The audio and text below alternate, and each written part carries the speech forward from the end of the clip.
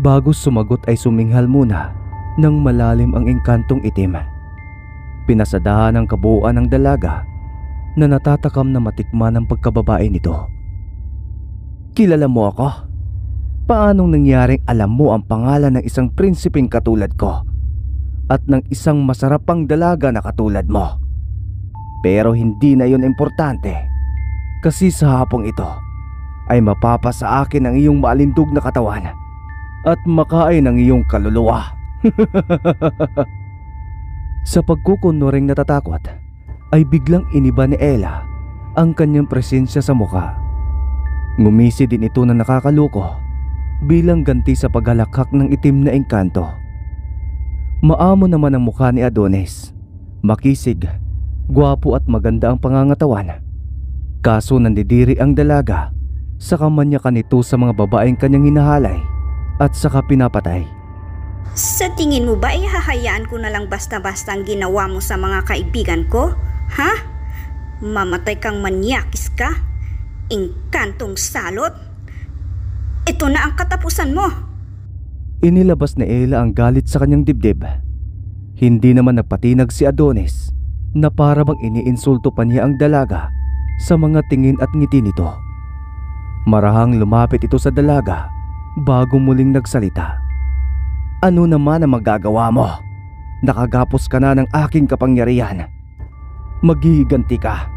Sa papaanong paraan naman? Papatayin mo ba ako sa sarap?" Muling humalakhak si Adonis. Mas lalo namang umapoy sa galit ang puso ni Ella, at dahil doon ay bigla na lamang humaba ang kanyang mga kuko na kasing talas ng kuko ng isang pusa. Pati rin ang kulay ng kanyang mga mata ay naging sa pusa na rin. Tumutubo naman ang mangilan-ngilan niyang bigote sa kanyang pisngi, saka tumulis ang kanyang tenga. Gamit ang matalas niyang kuko ay walang kahirap-hirap niyang pinutol ang nakapulupot na enerhiya sa kanyang mga paa at kamay na siyang ikinagulat ng lalaking engkanto. Ano? Ngayon mo sabihin sa akin na isa lamang akong hamak na babae, Adonis? Bagay sa iyong pangalan mo, Adonis Manyakis. Buti sana kung mukhang Adonis ay mukha namang impakto. Ano? Handa ka na ba sa mga paraang paniningil ko sa'yo, ha? Magdudusa ka ring engkanto ka sa akin bilang kabayaran sa pagkuha mo sa buhay ng aking dalawang kaibigan. Ipapadala na kita sa impyerno. Sandali lang. Teka, sino ka bang talaga? At bakit mo ko kilala? Ano ang tunay mong pagkatao? At bakit ka naging wangis ng isang pusa? Gaya nga ng sabi mo, ako si Ella. Isa lamang akong hamak na babae. Pero ako ang babaeng tatapos sa kasamaan mo. Pagkatayo ng dalaga mula sa pagkakahiga sa lupa, ay mabilis na itong gumawa ng isang pagsugod. Panay wasiwas niya kay Adonis ang matatalas niyang kuko. Wala na siyang ipinagkaiba sa isang mabangis na tigre ng mga sandaling iyon. Ang tanging nasa isipan na lamang niya ay ang mapaslang ang itim na engkantong karap niya, nang sa gayon ay maipaghiganti na niya ang mga kaibigan. Panay iwas naman si Adonis sa mga atake sa kanya ng dalaga. Alam niyang habang tumatagal ay manghihina rin si Ella, at doon na niya isasagawa ang naudlot na paghahalay dito. Ang kaso parang baliktad yata ang nangyayari, dahil habang tumatagal ay mas lalong bumibilis sa pagkilos ang dalaga, at siya naman ang nauubusan ng lakas. Hanggang sa hindi na ito makasabay at nagawa na siyang makalmot ni Ella. Bumagsak ang itim na engkanto sa lupa, naduguan ang mga braso at dibdib. Napunit din ang baluti nitong itim, kaya alam niyang hindi ordinaryong mga kuko ang taglay ng babae. Sa kabila ng mga malalalim na sugat ni Adonis, ay nagawa pa nitong makabangon. Subalit hindi na siya hinahayaan ni Ella na makaporma, dahil kaagad uli siya nitong inatake hanggang sa siya ay mapuruhan. At bago pa malagutan ng hininga, ay nagawa pang ipitik ng lalaking engkanto ang kanyang mga daliri para dalhin ang kanyang katawan sa kanilang kaharian. At nang maglaho ito, ay saka pa lamang bumalik sa dating kaanyuan si Ella, na hingal na hingal. Sa unang pagkakataon na ginamit niya ang bertud na bigay sa kanya ni Diwata Hania ay nanibago ang kanyang katawan. Magkagayunman ay mabilis din niyang nabawi ang lakas saka tumingala sa langit. Edna, Rhea, mga kaibigan ko, kung nasaan man kayo ngayon ay alam kong magiging masaya na kayo at matatahimik dahil nakuha ko na ang hustisya para sa inyo. Sana ay dalawin niyo ako minsan maski sa panaginip para makahingi ako ng tawad dahil hindi ko kayo naprotektahan. Pero sa pagkakataong ito ay sisikapin kong protektahan ng ating mga kaibigan, pati na ang ibang tao, gamit ang aking taglay na kapangyarihang ipinagkaloob ng isang diwata. Hanggang sa muling pagkikita mga kaibigan ko, hindi namin kayo makakalimutan. Hindi maintindihan ni Ella ang sumunod niyang nararamdaman. Natutuwa siya na nag-aalala dahil sa pagkagapi niya sa itim na engkanto at bigla nitong paglaho. Bigla ring sumagi sa kanyang isipan ang lahing pinagmulan ni Adonis. Sigurado siyang malalaman at malalaman nila ang ginawa niya sa kanilang prinsipe, kaya mas dapat siyang maganda dahil mas malaking labanan ang tiyak na magaganap. Paggabi na ng mga oras na yon, kaya minabuti na ng dalaga ang balikan ang mga labahan bago siya umuwi. Samantala, sa paglitaw ni Adonis sa kanilang kaharian na duguan at naghihingalo, ay tarantang sinakluluhan siya ng kanilang mga kawal. Inaalalayan siyang tumayo, saka dinala sa harapan ng kanilang hari at reyna. Kaagad na tumayo ang hari ng mga itim na engkanto na si Joben nang makita ang kanyang anak na prinsipe na nasa alanganing sitwasyon. Kasunod nito ang kanyang reyna na si Yue. Adonis, anak ko, anong nangyari sa iyo? At sino ang may gawa nito sa iyo, anak? Sino? Babae. Maganda. Pusa. Babae. Maganda. Pusa. Tuluyan ng binawian ng buhay ang prinsipe. Lumupaypay na ang mga kamay at ulo nito habang hawak-hawak at kalong-kalong ng kanyang amang hari at inang reyna. Doon na nagumpisang magdalamhati ang kanyang mga magulang sa tuluyan nitong paglisan. Adonis, anak ko, pagbabayarin ko ang may gawa nito sa iyo. Maski paslangin ko ang lahat ng kababaihan, ay gagawin ko mabigyan lamang kita ng hustisya. Pangako ko yan, Adonis. Isinusumpa ko sa harap ng iyong bangkay. Isinusumpa ko! Sumang-ayon naman sa kanyang hari ang reynang nanlulumo sa sinapit ng kaisa-isa nilang anak na si Adonis. Sa pagkakadiskubre nila sa mga sugat ng kanilang anak, ay parang isang mabangis na nilalang ang umaatake rito at pumatay. Hinihinala nila na isa iyong aswang na bangkilan dahil ang mga bangkilan lamang ang mga klase ng mga babaeng may matatalas na kuko at sapat na lakas para kalabanin ang kanilang angkan. Kaya naman sinabihan ni Haring Joben ang iba sa kanyang mga kawal na lumabas at magpunta sa gubat para mag-imbestiga kung sino ang salarin. Gusto ko, bago ilibing si Adonis sa sementeryo ng mga itim na engkanto, ay mahanap ninyo ang pumaslang sa kanya, patay man o buhay. Kapag natuntun ninyo o nakilala siya at naramdaman ninyong hindi nyo kaya ang kanyang kakayaan, ay bumalik kayo rito at magdala ng mas maraming kawal. Kahit buong hukbo ang dalhin ninyo, wala akong pakialam. Basta ang gusto ko ay mabigyan ng hustisya ang pagkamatay ng ating prinsipe. Maliwanag! Sabay-sabay na sumagot ang mga kawal ng Makataas ka, mahal na Haring Joben. Pagkatapos ay kumilos na kaagad ang mga ito para kumalap ng mga impormasyon sa gubat na magtutukoy kung sino o anong klaseng nilalang ang kumitil sa buhay ni Adonis. Sa mga nagdaan pang mga araw ay naging normal naman ang takbo ng buhay ni Ella. Hanggang sa isa sa may galit sa kanyang dalaga ang nagkasakit ng maluba. Inilihim ng dalagang iyon sa lahat, pati na sa kanyang mga magulang, ang kanyang nararamdaman na hindi mabuti hanggang sa lumala ito at hindi na niya nakayanan pa. At sa paglipas ng panahon ay bumagsak ang katawan ng dalaga. At nang mabalitaan iyon ni Ella, ay walang pagdadalawang isip niya itong pinuntahan. Pinigilan siya ng kanyang mga kaibigan dahil isa sa mga dalagang iyon ang sobra kong manira dati sa kanya. Subalit hindi nagpapigil ang dalaga. Mga kaibigan, oo, alam nating isa si Cathy sa mga nagnais na siraan ako sa mga tao. Pero hindi naman sila nagtagumpay, hindi ba? Isa pa, kailangan niya ng tulong at hindi ko siya pwedeng pabayaan kung may maitutulong naman ako. Huwag sana tayong magtanim ng galit sa ating mga puso laban sa mga naninira at nambaba sa atin. Bagkus, mahalin natin sila at ipanalangin na sana ay ituro sa kanila ng Diyos ang daan patungo sa tamang landas. Sobrang humanga ang mga dalaga sa inasta at sinabi ni Ella sa kanila. Alam naman nila na dati pa may busilak na talagang puso ang kanilang kaibigan.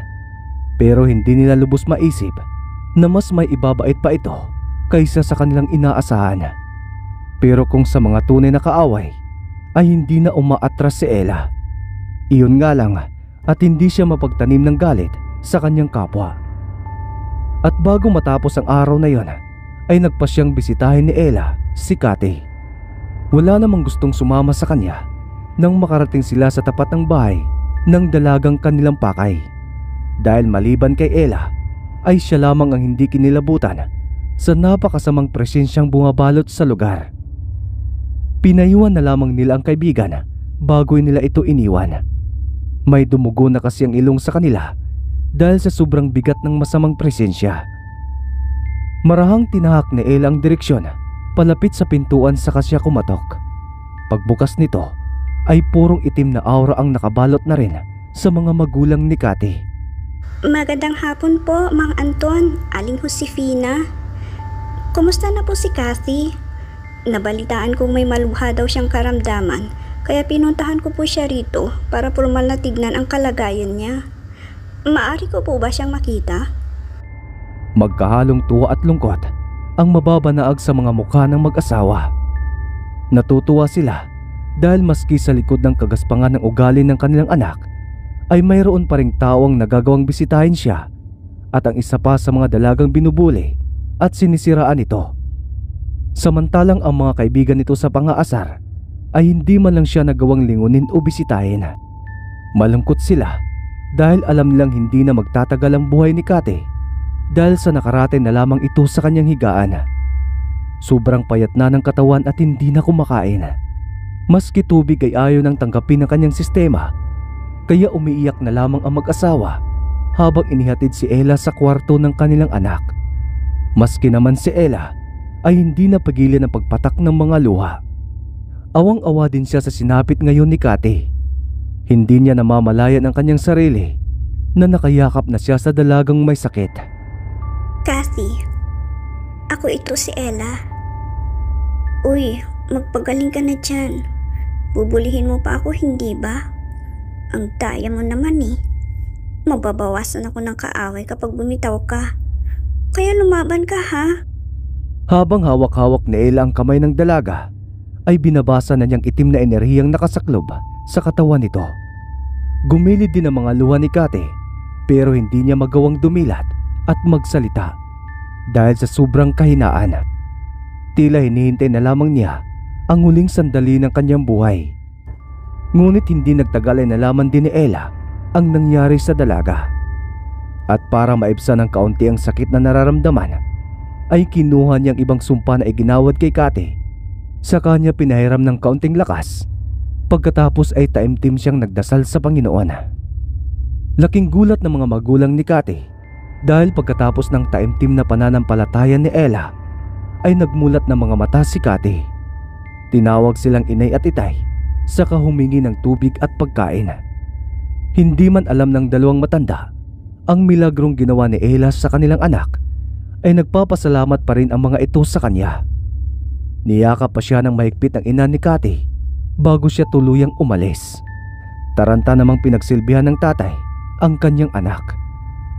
Dahil naman sa awa ay nakagawa kaagad ng isang desisyon si Ella. Mamayang gabi ay kailangan na niyang makatuos ang nilalang na may gawa nito kay Kati. Dapat ay maalis na ang sumpa nito sa dalaga bago pa mahuli ang lahat. Kaya bago umuwi ng bahay ay kinalas muna ng dalaga ang masamang aura na kumapit sa kanyang katawan sa pamamagitan ng pagdaan sa simbahan. Bahagya siyang nanalangin sa harap ng altar bago siya tuluyang umuwi ng kanilang bahay. Abala naman sa pagluluto at paglilinis ng mga gulay ang dalawa niyang kapatid nang madatnan niya ang mga ito. Sa murang edad ng dalawa at sa kahirapan ng buhay ay maaga silang natutong magsaing at magluto ng ulam para makatulong sa kanilang ate na siyang tagahanap naman ng pera para panggastos sa kanilang mga pangangailangan. Laking pasasalamat ni Ella dahil maski makukulit ang mga ito, hindi naman siya binibigyan ng problema ng kanyang mga kapatid. Kaya panatag ang kanyang kalooban na iniiwan niya ang mga ito sa kanilang bahay. Pagsapit ng gabi at tulog na ang kanyang mga kapatid, ay saka pa lamang lumabas ng bahay ang dalaga. Ayon sa nasagap niyang itim na enerhiya kay Kati, ay nabasa nito sa kanyang isipan ay isang lalaking matipuno ang huling nakaaway ng dalaga kaya siya nito isinumpa. Ayon pa kay Ella, ay kasing aura lamang niyang itim na engkantong si Adonis na pinaslang niya sa gubat. Ang pagkakaiba lang nila ay mas malakas si Adonis kumpara sa kakayanang nilalang na yon at hindi na nanamantala ng mga kababaihan. Dinala siya ng kanyang matalas na pandama sa ilog, kaya naglalakad siya hanggang sa makarating sa parte kung saan may malalaking tipak ng mga bato. Madilim man ang paligid, subalit malinaw pa rin ang kanyang paningin sa lugar dahil sa tangan niyang bertod. At sa kanyang paglalakad ay may nakita siyang isang nilalang na nasa ibabaw ng malaking bato. Nakatingin ito sa kanya na tila ba tinatandaan ang kanyang itsura. Wala itong suot na pangitaas, kaya lantad sa dalaga ang matipuno nitong katawan. Hinihintay muna niya itong makababa, sa kanya kinausap at direktang tinanong. Ikaw ba ang nagbigay ng sumpa kay Cassie? Anong kasalanan niya sa'yo at bakit mo siya pinarusahan? Anong klaseng nilalang ka, ha? At saan ka naninirahan? Seryoso lamang na nakatitig ang lalaking iyon kay Ella. Sa lahat ng katanungan ng dalaga ay wala man lang itong sinagot sa mga yon. At sa huling mga katanungan ng dalaga na may halong inis ay saka pa lamang siya sinagot ng lalaki. Ayon dito ay binabastos siya ng kanyang kaibigan. Dinuro-duro at dinuroan pa siya sa kanyang mukha. Binabantaan pa daw siya nito na kapag muling magkukurus ang kanilang mga landas ay hindi lang iyon ang kanyang aabutin. Hindi naman daw niya sinasadyang magulat ang dalaga na abala sa paglalaba sa biglaan niyang paglabas sa likod ng malaking bato. Kaya hindi iyon sapat para saktan siya nito, kaya nagawa niya ang sumpang iyon. Sinabi pa ng lalaki na nagpapakilala sa pangalang Omar na wala siyang intensyong makipag-away sa mga tao at sinabi niyang isa siyang itim na engkanto. Kung ganon, kilala mo si Adonis? Wala sa isip na napatanong si Ella sa lalaki. Tila naman nagpantig ang tenga ng lalaki na kaagad na umiba ang aura ng mukha. Galit ito at handa ng sumugod. Mabuti na lamang at nakapaganda pa rin si Ella ng kanyang sarili.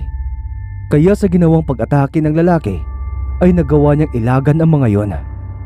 May kakayahan ng engkantong iyon na paliparin ang mga bato sa paligid na siyang ginamit niya para atakihin ang dalaga. Gamit naman ang liksi ng isang pusa ay nagagawang iwasan ang mga iyon ni Ella. Hindi man alam ni Ella ang dahilan, pero kailangan niya magpalit ng anyo bilang isang babaeng pusa para maipagtanggol ang kanyang sarili. At nang makapagpalit ng anyo ay saka pa lamang tumigil sa pag-atake ang namamangang engkanto at mabilis nitong nilisan ang lugar gamit ang kanyang kapangyarihan. Hindi na lamang ito sinundan ni Ella at wala namang atraso ito sa kanya, kaya wala nang rason para labanan niya ito. Sa pag-alis nito sa lugar kung saan ito binastos ni Kati ay siya namang pagkaalis ng sumpa nito sa dalaga. Ayon kasi sa mga matatanda, saka pa lamang mawawalang isang sumpa ng engkantong itim kapag iniwan na nito ang lugar o mga bagay sa isang tabi. Bumalik na rin sa totoong anyo si Ella sa kanya iniwan ang ilog. Ngayon ay panatag na ang kanyang isipan dahil sigurado siyang kinabukasan ay magiging maayos na ang kalagayan ni Kati.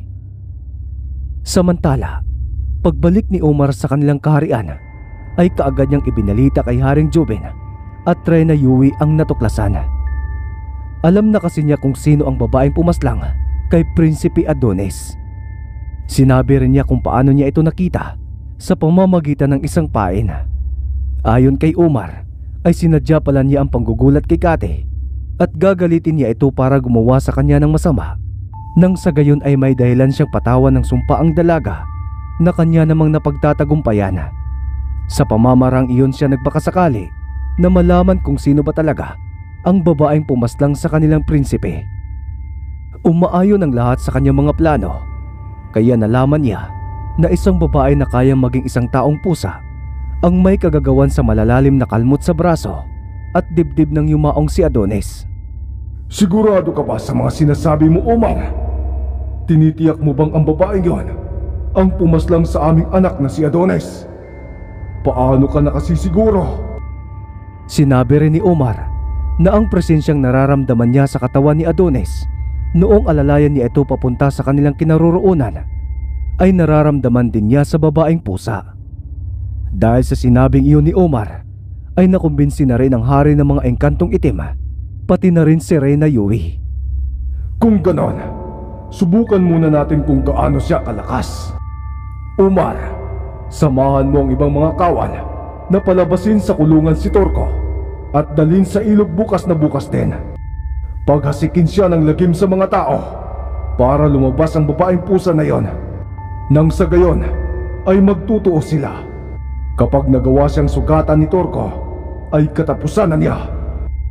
Agad na sinamahan ni Omar ang ibang mga kawal sa isang kulungan na yari sa mga baging na matitibay, at doon nila kinuha ang pinakamalaki nilang bihag na gabunan, aswang na nagiging kaanib ng mga itim na engkanto dahil sa ginawa nilang hipnotismo sa nilalang na ito.